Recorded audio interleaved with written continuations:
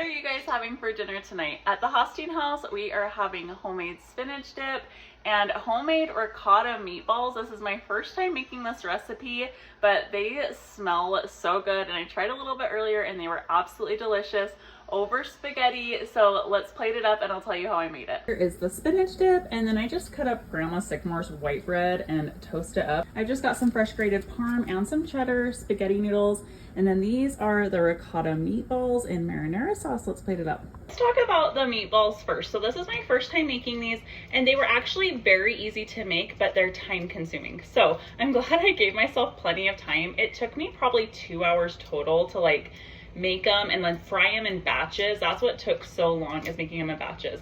It made quite a bit of meatballs. So I used 1 pound of ground beef, 1 pound of sage sausage from Jimmy Dean, and then I mixed that with 15 ounces of ricotta cheese, 2 eggs, fresh grated Parmesan, all the seasonings like oregano, Italian seasoning, garlic powder, onion powder, salt, pepper. So I put in like a cup of fresh grated parm, and then about 3/4 of a cup of Italian breadcrumbs, and then I just mix that all together by hand. You just roll them into bowls, and I put them in the fridge as I was cooking them in batches, just to kind of keep them solid in there, so that they wouldn't fall apart if they got too warm.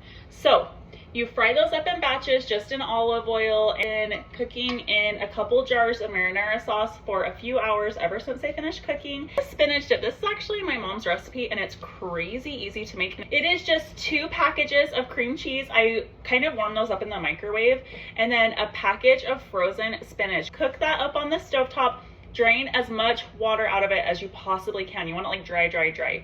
Mix it in with your cream cheese, some Parmesan, just the kind in the jar, onion powder, garlic powder, salt, pepper, and a little bit of red chili flakes.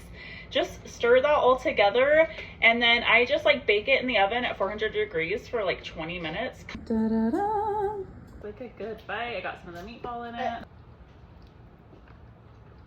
So good. I know. This is my first time ever making homemade meatballs.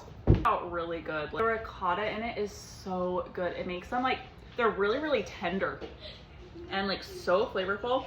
Seriously, they just kind of break into pieces and almost melt in your mouth. Oh, I forgot to mention the meatballs also had a 1/2 cup of half and half in them. You know my mama's spinach dip? Spinach dip and spaghetti, they go hand in hand, I swear. You guys gotta make this. Let me know how you like it. What are you having for dinner tonight?